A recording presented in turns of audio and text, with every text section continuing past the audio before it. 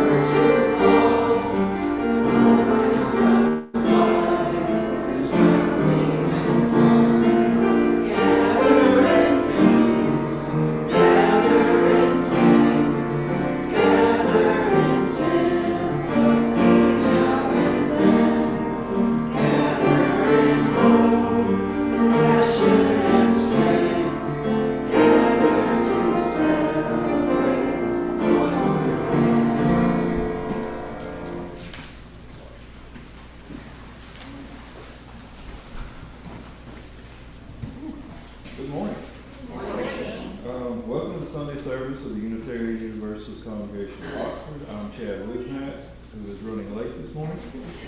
I'm your worship associate today. We're delighted to bring you today's service, opening Pandora's box. Whether you're a long-time member or first-time visitor, we welcome you here. Come with an open mind, a loving heart, and willing hands. Upholding our shared values, we come together today to celebrate our interdependence, honor the spirit of generosity, and explore the possibilities of transformation. It is good to be together in this pluralistic community, this congregation that centers love in all that we do. Our announcements this morning, if you look at your insert, Share the Plate designee this month is Doors of Hope of Oxford. The purpose of Doors of Hope Transition Ministries includes, but is not limited to, guiding homeless families and at-risk homeless families in Lafayette County, Mississippi toward self-reliance and stability through a holistic, individualized approach that includes life skills training, mentoring, and supportive housing. Check out their program at doorsofhopeoxford.org. Soul Lives with Reverend Sarah, Adult Religious Exploration. This will be a monthly program that we do on Monday, August 11th will be the next one at 6 p.m. This is an hour-long program that helps folks connect more deeply to their spirituality and to each other through a discussion of wandering questions and reflection of the monthly theme. This month's theme is vulnerability. And of course, Reverend Sarah's socials and pastoral care. She's in town from August 10th to the 12th. If you want to meet up with her, she's available, and her information is in the handout. Sunday services committee will meet on Zoom on Wednesday evening. If you're interested in joining the discussion, please contact James or Reverend Sarah. Our OWL interest meeting will be on August 16th.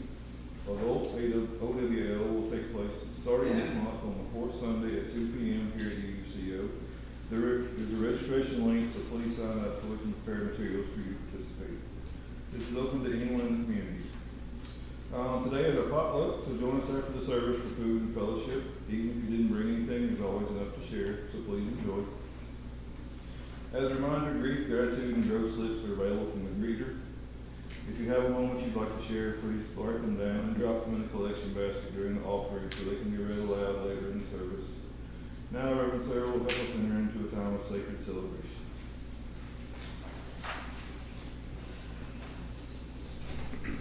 Hello, beloveds. I am Reverend Sarah Osborne. I'm pleased and honored to be your halftime minister and to be back after a little bit of a summer break. It is just thrilling to be in this community, and I'm so glad that you are here today. We have two other little announcements just to share with you. One is that the Black Student Resistance and Community Memorialization event is happening September 5th through 7th. It is free and open, but please register. There's these little flyers out there in the foyer, so there's a QR code to register, and I think that'll be a really meaningful event. If you are interested in participating, I encourage you to do so. And then one other little tidbit of information, we have been invited once again to join the Oxford Christmas Parade, which is happening December 1st. That's a Monday. It's the Monday after Thanksgiving. And the theme this year is the 12 Days of Christmas. So if anybody is interested in taking on that as a project to, have us be in the parade or help come up with a theme and design float and all that kind of stuff, if that's your passion, this is a great one-off project. You're like, I can't volunteer on a regular basis, but I can do this one thing and I love the holidays. Please come see me after the service and let me know that you might be willing to kind of spearhead that if we want to participate. Last year we did. We had a great level of participation and we got to be seen and recognized out in the community. People knew that we were there and joyfully participating. So I think it's a big opportunity for us to engage in the wider Oxford world. And so now let us enter into a time of sacred celebration with these Call to Worship by Reverend Gretchen Haley. There is nothing you need to bring with you to be welcome here. No right belief or proof of citizenship, no eternal optimism or clarity of conviction, no boundless courage or endless expertise. You do not need to know what brought you here, or how you will solve that problem you were turning over and over and over in your mind. Your bills do not need to be paid and your checkbook can be a mess. Your children may have been up half the night. Your hearing aids may not be working and your knees may be creaking. You do not need to be already perfect or even halfway to belong in this circle where grace meets us where we are, but does not leave us as it found us. Where love resides in each of us, yet is somehow more than all. Where life still pulses and rages and heals and transforms, creating us and this day anew once again. So come and let us worship together. And let us experience the grace and love held within this community by offering one another a gesture of holy hospitality. You are invited to share a moment with the folks around you, extend a hand in peace, offer a hug, or perhaps just a word of welcome. And as a practice of consent, if you would prefer not to engage in this ritual, simply place a hand over your heart and the folks around you will honor your choice. And so now, if you would please turn to your neighbor on your left or your right and greet them. Hello again.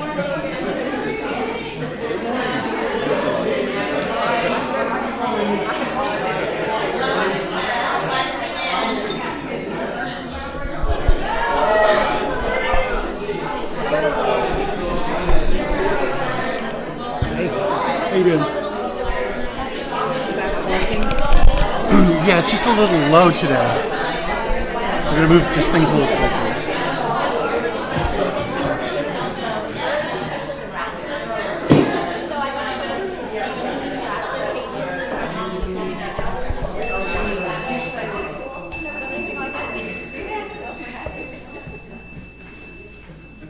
And now with the healing love of this community sparking among us, let us light the sacred symbol of our faith, our flaming chalice, with these words, the element of fire.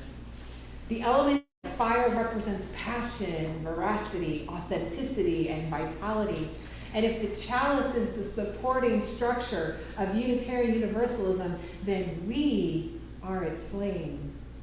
We are the flame, fanned strong by our passions for freedom, our yearning for truth-telling, our daring to be authentic with one another, and the vitality we sustain in our meeting together. In all of this, there is love. And so we light our chalice for this love. And if you would join me in our community hymn, 1026 in the teal hymnal, If Every Woman in the World. Tycho, any words about our intro? He'll play it through once before we jump into it. It's number 1026, Every Woman.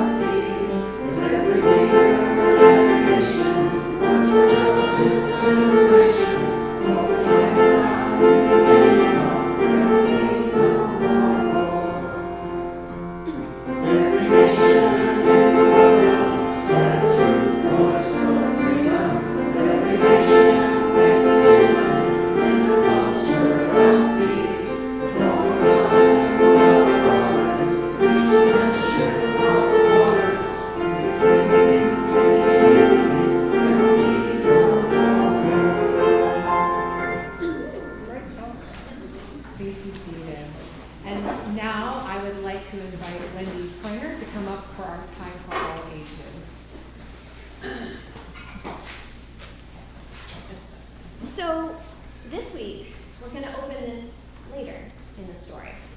But I'll put it out here, because I'm going to need some volunteers, like two-ish, volunteers to open the box at some point. Brave volunteers. Thank you. Wonderful. Okay, so long ago, before humans, before even the gods, there were Titans. And the Titans were a great people. They were proud, they were powerful, they were greedy, and many of them were cruel. So the gods decided to fight a great war and overthrow them. Some of the Titans, like Prometheus, whose name means foresight, and his brother, Epimetheus, whose name means hindsight, they helped the gods. They were fans of the underdog, and they helped the gods, and they overthrew the cruel Titans. And so the gods now ruled. So Prometheus was now free to take up some hobbies, and he created men. And he made them of water and of earth. And his brother, Epimetheus, made other animals too, and they gave gifts to all the animals. Epimetheus went around giving gifts to them, to give them like teeth and speed and all these great things that are assets and gifts. But when he came to humans, Epimetheus had run out of gifts. So Prometheus took the man to Zeus, the god, and he said, "Look what I did." And Zeus was like, "That's cute." And he was like, "But he doesn't have any way to make a living. He's poor, he's wretched. He looks like a god, but he's so weak." And Zeus said, "Well, what are you planning?" And Prometheus said, "Well, I thought if I gave him fire, he could do a lot of great things with that. He could, make bread and meat, and he could make weapons, and then he'd have some way to get along." And Zeus said, "No, I don't think so. They'll be too much like gods, these humans. So no, let them go live as they can live, and that's it." Well, Prometheus was not pleased with this. And Prometheus was not one to take things lying down. So he waited till one day when the gods were having a great time hanging out in the courtyard as they did, and he brought a gold pear, and he put a message on it that said, "For the most beautiful of goddesses," and he tossed it into the courtyard. And as you can imagine, all the goddesses wanted to be the one with the golden pear, so they all raced for the pear, and they were fighting over it, and all the gods were watching and thinking, "This is hilarious." And in the meantime, Prometheus crept away and stole the sacred fire from the gods. And he brought it down to humans, and he gave it to them. And they used it wisely. And they lived richer, better lives of dignity, and they became so prosperous. But he knew he had done something that would catch up with him. So he said to his brother Epimetheus, "Sooner or later Zeus is going to find out, and he'll punish me. Don't you ever trust the gods. You've seen what they're like. Take care of our humans." Well, the gods did find out, and Prometheus was taken and tied to the top of a rock on the top of a mountain, and he was left there for eternity to suffer as every day a vulture came and pulled his liver out and ate it in front of him. And then because he was immortal, it would grow back, and he would deal with this day after day, this pain. But the men were prospering, and that was what mattered to Prometheus. But Zeus was not done. He said to his brother Hephaestus, "Make a woman, make her like a goddess, make her of earth and water, just like the men, make her beautiful." And all the gods gave her gifts. They gave her beautiful clothing, they gave her song and weaving, all those things. Hermes gave her a cunning tongue. And when they were done, she was given a box, and they said, "This contains many more gifts. It's your dowry. Go to earth and marry Epimetheus. You're our gift to him, to make it up to him what we did to his brother." And so her name was Pandora, all gifts. And she went down, and she married Epimetheus, and they lived very happily together. And she said, "Well, we should open this gift that I have. It's our dowry. It's got all kinds of great things in it." And Epimetheus remembered what his brother said, and he said, "No, let's leave that on the shelf. We'll just leave that box closed." But one day when he was gone, Pandora was curious, as we all can be. And now I would like my 3 volunteers to come upstairs, because she opened the box. All right, 2 volunteers is great. Would you open the box? And what I want you to do is look at what you see. You don't need to undo the flap, yeah. You can just open it. And then I want you to take those handfuls of those things and fling them out into the audience, not at people's faces. Throw them on out. Pick those up, folks. All right.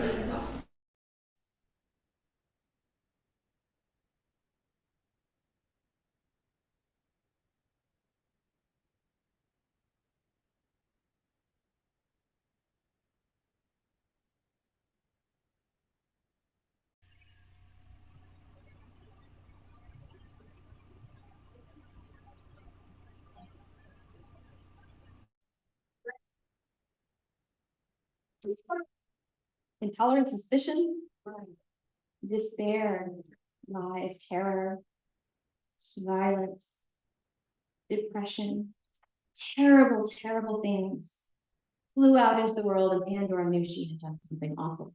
And Epimetheus knew he had been foolish. But there was one other thing in the box. Fortunately, she had trapped it in the box. I need someone to put it in the box.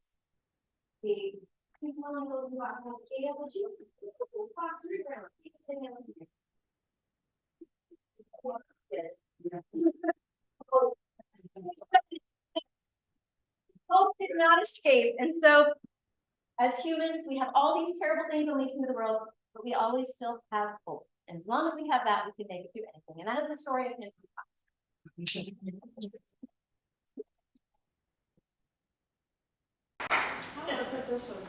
Oh, you can. If only we could, Mary.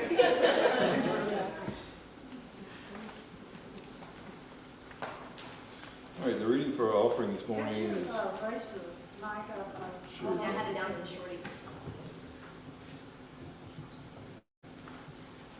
All right, our offertory reading this morning is All Voices by Reverend Joe Von Ruth. In our world, many voices are silenced. Many truths remain unspoken because the speaker fears rejection, judgment, or worse. Our financial offerings today help sustain this congregation as a place where all voices can be heard, where truth can be spoken without fear, where vulnerability is met with compassion. We live in gratitude for this beloved community and with hope for a world where more voices can speak their truth. At UUCO, we place our hope in each other, in this community, and in our collective work. One of the ways that we put our hope into action is by sustaining the mission of our institution by giving generously of our treasure. As always, our collection is split, with half going to our monthly Share the Plate designee and half going to support UUCO. Our Share the Plate recipient this month is Doors of Hope. So Doors of Hope Transition Ministries helps families through financial crises. They work with families who are currently homeless and with families who are at imminent risk of losing their homes. The purpose of Doors of Hope Transition Ministries includes, but is not limited to, guiding these families in Lafayette County towards self-reliance and stability through a holistic, individualized approach that includes life skills training, mentoring, and supportive housing. Also, please remember to drop any notes of grief, gratitude, or growth in the offering basket as they go around. Our morning offering will now be gratefully received.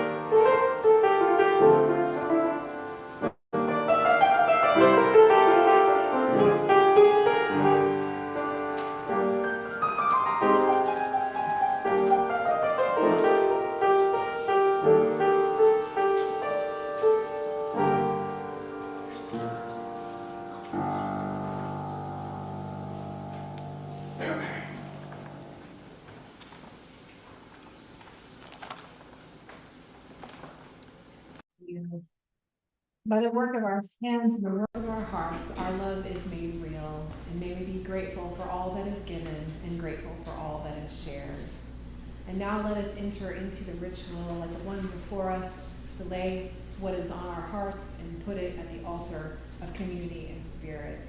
Using a pebble dropped into the bowl of water to symbolize the ripple effect of the events of our lives upon the larger community, we will now share the grief, gratitude, and moments of growth that have touched our lives since we were last together. Of course, our first pebble is one for gratitude for our visitors and friends. We offer a warm welcome to you, and we are so happy that you are with us. Gail has a gratitude. We are very grateful for JT, James Thomas, who testified this last week to support the necessity of teaching diversity, equity, and inclusion. So thank you.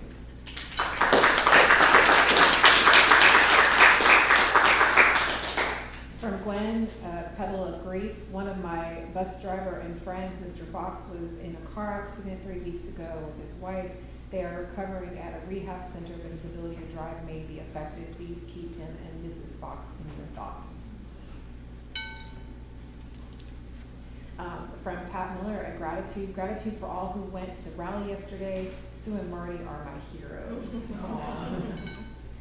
And from Wendy, a gratitude. Andy and I have been blessed with professional opportunities to travel this year when many lost those opportunities. So grateful.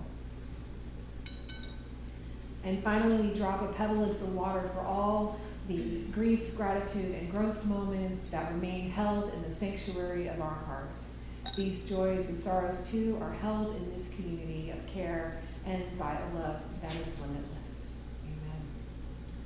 And now, if you would join me in a seated singing meditation and affirmation of our faith, number 380, Rejoice and Love Me Know and Share. It's a short little ditty, and keep those hymnals handy because there's a follow-up. Number 380. Very simple, basically, every syllable is each. And I'll give you the melody first. Everybody ready?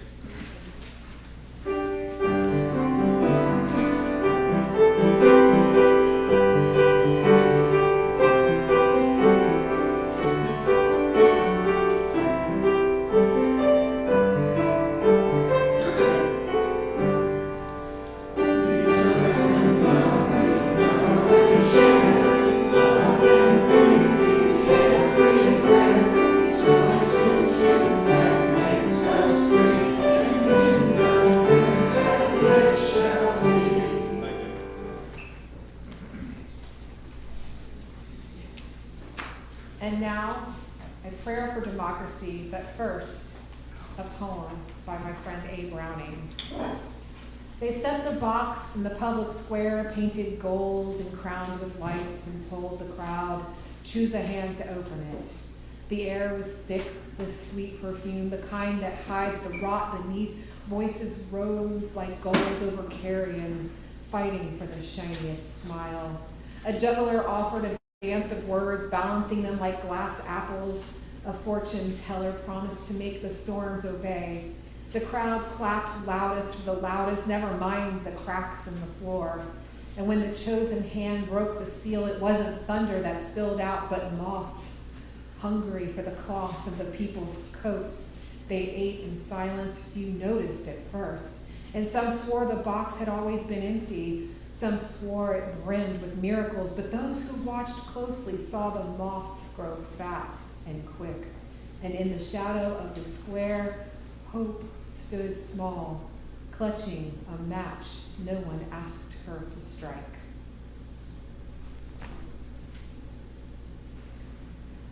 Spirit of democracy and liberty that is unquenchable within us and within the best traditions of our shared nation. Be with us in these days of turmoil, of upheaval, of change. May the changes we demand come from the sweat of our own labor.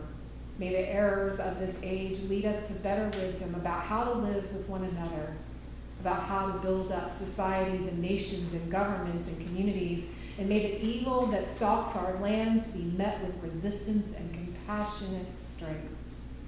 May those who are most targeted and victimized by state violence find allies, support, and liberation from bondage. And may all wars and escalating violence and genocide give way to peace and reparation. May everything become whole somehow. Amen, and blessed be. If you'll join me for our next little meditation affirmation, 381.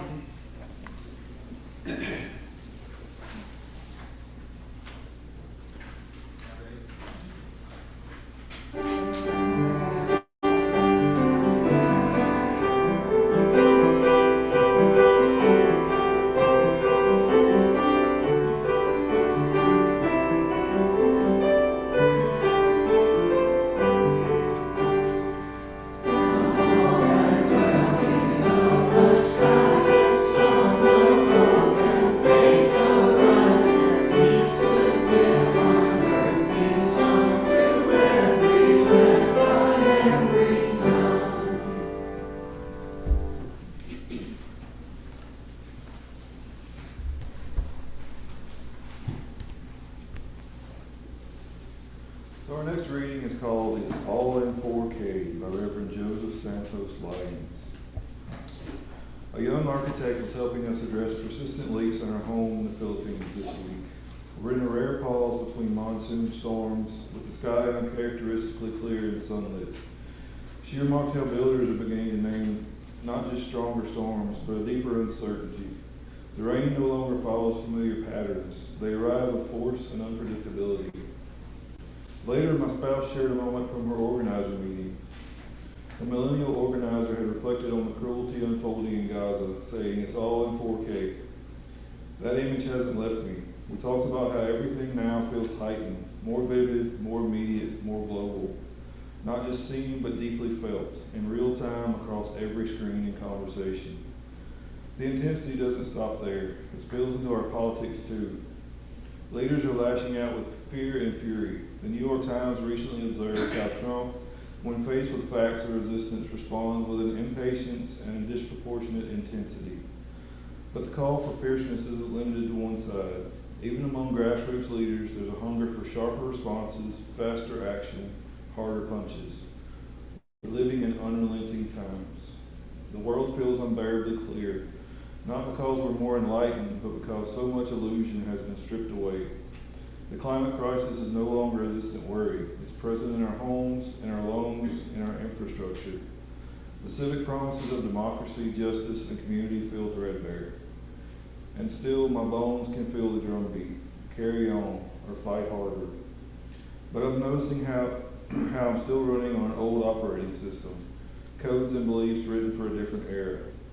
I've heard the warnings for years from our prophets and canaries in the coal mine. Maybe it's only now sinking in. The future we imagined is no longer available. And there is no past golden times any of us can or should want to return to. So I'm reflecting on my capacity to shift, to meet these times not just with strategy but with soul. This may be the last generation of my life. How do I live it fully? How do I become more flexible, more rooted, more courageous? There's no going back. I've learned how nostalgia can be weaponized, promising return to something that never truly was. Even if we end the bombing of children in Gaza, the peace that follows will be different. If we manage to keep our migrating families together, the idea of home will need to be reimagined. Vision, trust, connection, none of it will be restored as it was. It will have to be made new. This is the sacred work before us, the labor of reimagining, of tending not just to plans and policies, but to grief, to story, to spirit. Our values, our visions, even our understanding of care must evolve to meet the realities of now. And this isn't just intellectual work, it's spiritual, it's emotional. It's about how we hold ourselves and each other in times when we want to withdraw or lash out. I've learned through prayer and ministry that safety is not always available, but courage can be. And there is power in naming that we are walking a three-dimensional edge, balancing survival, transformation, and the quiet inner work of staying human. Doing all this under the 4K intensity of now is no small task, but we are not the first to walk in shadow, and we are not alone. We have elders and youth, artists and ancestors, poets and preachers, companions we call on, learn from, and carry with us. We're making a new world, not the one we were promised, but the one we dare to build together, with trembling hands and open hearts. Let's be deliberate with it. Let's not flinch. Let's keep building what's never been built.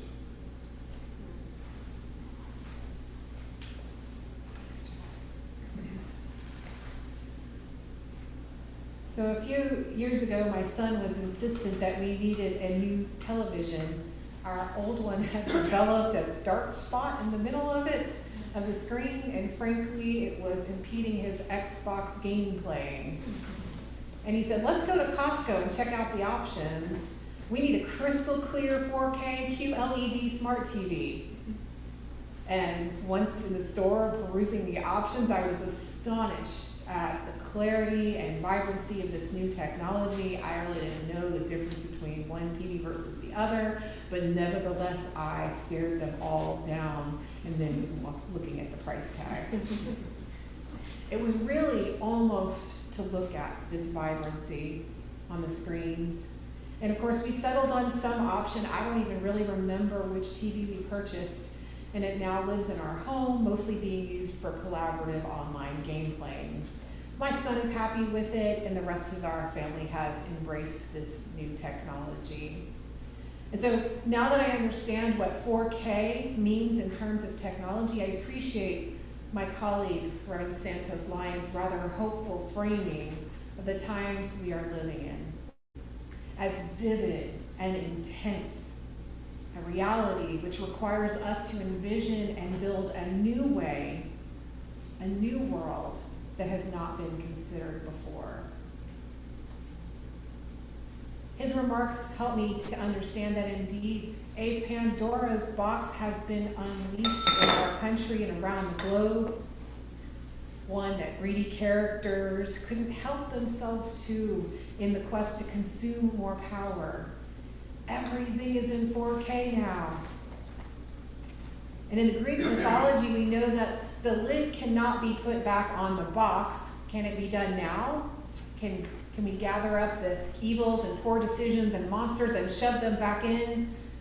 Well, Mary was able to do it just now, but she's got strength of will and character. So maybe we can put a few evils back in. And maybe if we work together to squeeze them in and someone quickly closes the lid and sits on it, maybe we can keep it contained. Is it possible? I'm not sure. And even if it were possible, is this the right play? Or is there another way to contain or banish ill wills and the ugliness and the harm and embrace the fact that a 4K reality is here to stay? And so in order for us to find our way forward, I think it's important to understand the problems and the intersection of issues. And there are so many metaphorical monsters that have been unleashed. It can feel so intensely overwhelming. Wise leaders like Priestess Byron Ballard suggest pick 3 approach when deciding how to proceed with all this overwhelming intensity. Pick 3 issues or causes to address and put your energy towards that. Stay focused. And in these troubling times, I'm wondering if even that might even be too much for some of us. With people starving in Gaza, and with trans and non-binary folks fearing for their lives, with people being rounded up by ICE and being disappeared, we are witnessing and experiencing incredible human rights violations. And these issues are created or made worse by politicians and political parties acting in ways that, at very minimum, lack integrity and common sense, and at the very worst, seek to eradicate and dehumanize for the sake of personal gain. Regardless, this has to be stopped. And meanwhile, one of the other ills that have floated out of the box, one of the temptations from Pandora, last month the IRS issued a statement suggesting that clergy be allowed to endorse political candidates to their churches. And according to the UUA Side with Love website, while this potential change surfaced as a part of the lawsuit that IRS is involved in, no changes to the IRS policies or the laws governing political activity for nonprofits has been finalized or fully enacted.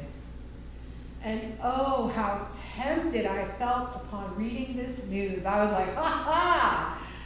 I'm sure many of you are thinking, now's our chance. Those folks down the road at other congregations have been doing this for years. Now it's our turn. Let's level the playing field.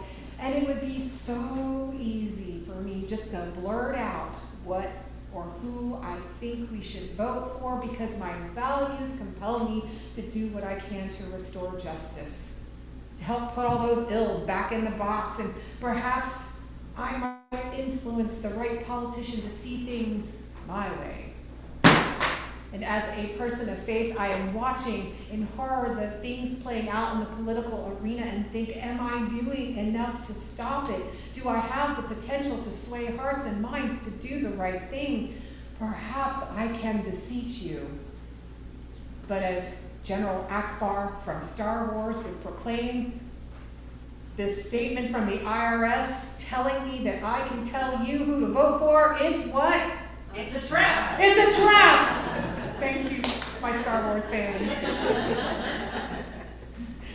And it's one that I will not fall into for many reasons, the least of which are my values and principles as a Unitarian Universalist, which celebrates democracy and the personal search for truth and meaning. Frankly, it would be lazy for me to stand up here and name names or tell you what I believe or how to vote. You and I both did not sign up for that, and can I criticize decisions? You bet. Can I inform and wonder? Yes. Can I confront? Can I comfort? Can I challenge? Of course. I and you are called to offer prophetic voices in advocacy of our UU values in the public square, not partisan rhetoric. Prophetic, not partisan. And while Unitarian Universalism is a living faith, one that is always in a state of becoming, we mustn't ignore the historical and traditions that form us. Our faith has a long history of faithful remarks and resolutions that unequivocally support the separation of church and state, which is the latest the IRS statement seeks to undermine.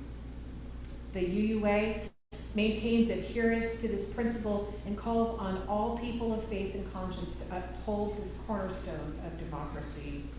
According to the website, they say this serves both to safeguard the public pluralism of religious freedom and civil rights from government interference, and to preserve the independence of religious organizations, allowing us to follow our calling without entanglement from the state.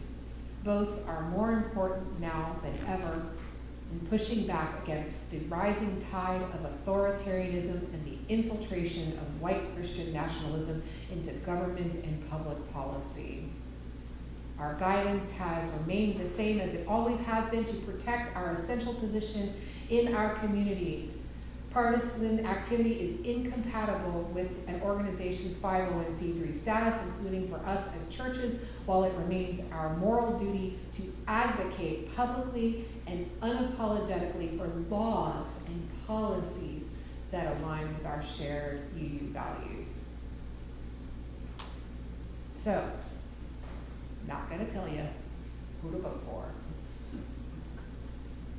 It is our tradition that we stand on this freedom for each of you to make that decision. And we can look at our historical threads, we can see that separation of church and state is actually a values-based proposition that we care about, reaching all the way back to the dissolution of the Standing Order of Massachusetts in 1833. For you history lovers, you can look that up. And as Reverend Nancy McDonald Ladd reminds us, we've been on board with the whole separation of church and state thing for a very, very long time. And my colleague James Komodo writes, I think it's important to remember the origins of this, especially in regards to election. You see, historically, ministers long ago could actually endorse from the pulpit, especially back in our Massachusetts days, usually in May, before the governor and legislators were being voted upon. And in fact, a portion of one of Channing's election sermons has ended up in our book. And so we're going to take a quick look at that right now, number 592. And we're going to read it together.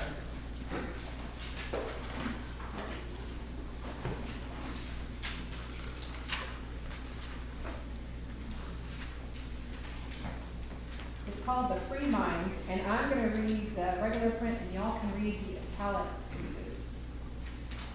I call that mind free which masters the senses and which recognizes its own realities and greatness.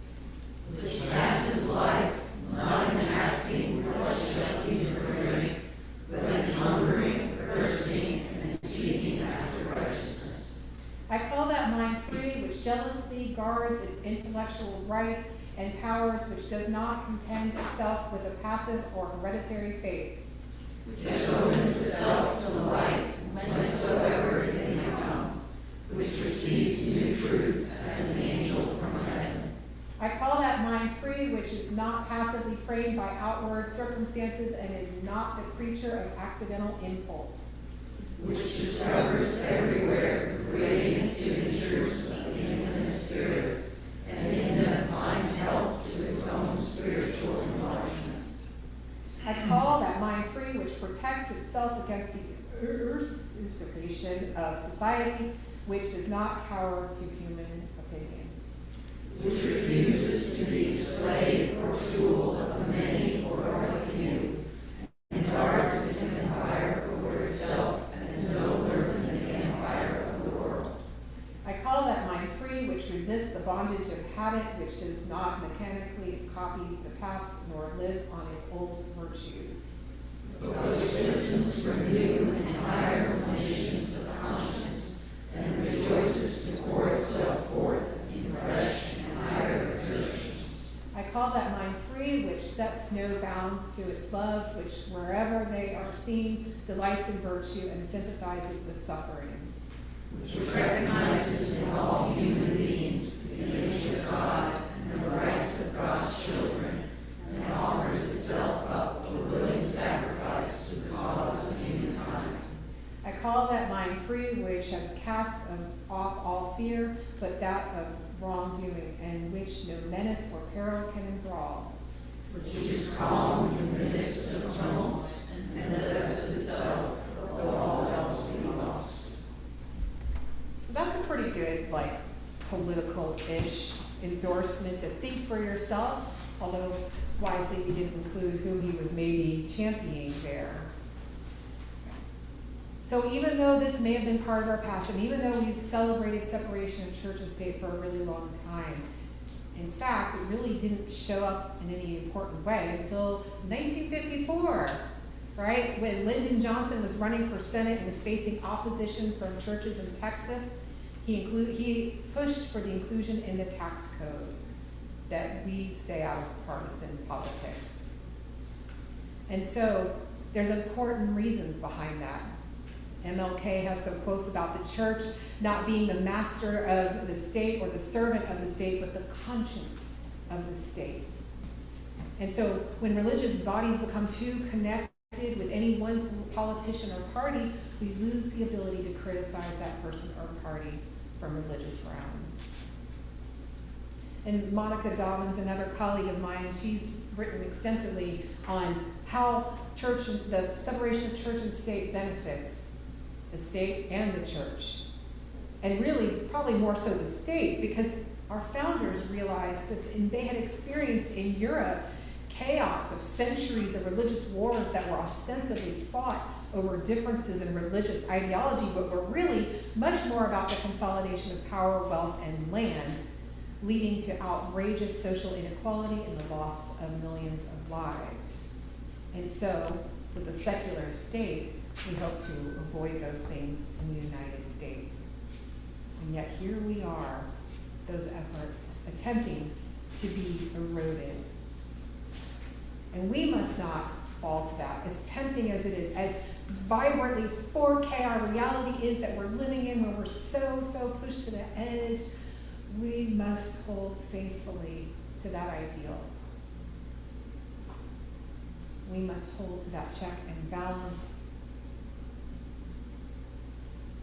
For us UU's Monica writes, we might think of ourselves as defending human rights rather than eternal values. So it's important that we not align with political parties, because ultimately any political party, right or left, can fall under the influence of leaders who will not represent human rights, but rather the accumulation of power.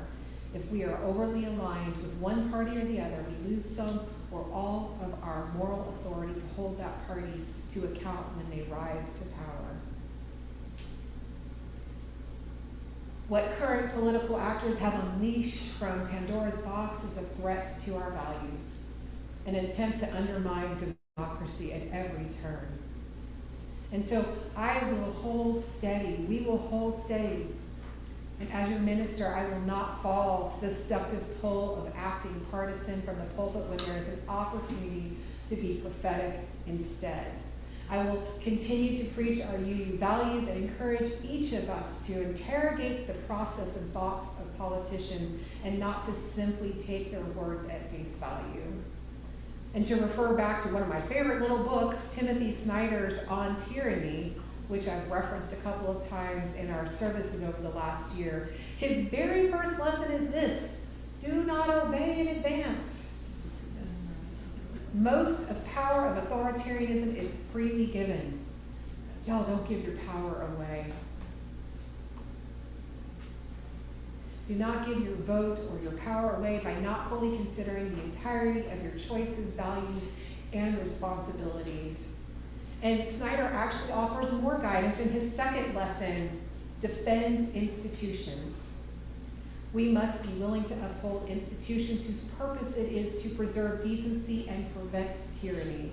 This is a collective responsibility to uphold the separation of church and state and to support entities like the free press and to keep faithful institutions unshackled from the directives of governments so as to be a check to tyranny. And as Wendy told us, what lies at the bottom of Pandora's box? Hope, my friends. And some may think that this hope is the greatest threat, perhaps like thoughts and prayers that offers empty promises or complacency. Some even try to weaponize the gift as a mean to keep us beholden and unchallenged to the whims of a few. But I'm choosing to see hope at the bottom of Pandora's box as the possibility of a new way to build upon the wisdom of our ancestors and to hold firmly to our values. And I choose to believe and act from a position that all is not lost, that while the evils may not ever be put back in that box, hope does remain, and partnered with this hope, like the balance of church and state, is love. And this love holds us all, including our grief and our anger and our rage. And I see hope as that activation leading us to love by speaking truth to power, to love by upholding the process of democracy, to love by acting for justice. And this love that holds us all, it will guide our way through the too vibrant messiness of this 4K world of Pandora. May it be so. Blessed be. And now we will release our chalice flame with these words that I love so much by my colleague, Reverend Wayne Arneson. Take courage, friends. The way is often hard, the path is never clear, and the stakes are very high. Take courage, for deep down there is another truth. You are not alone. Would you join me in our closing hymn, number 131, Love Will Guide Us. Please rise in body or spirit as you are able. 131. It's quite familiar, so let's do the last bars as we all ready?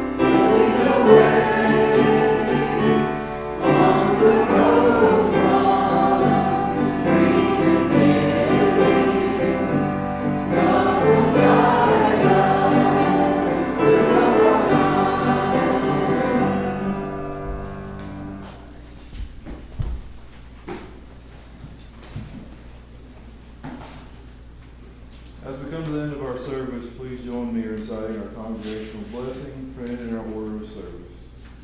Go in peace, believe in peace, create peace, be peace. And please stick around for our potluck, and if you want to help us set the room up for that, we would appreciate it.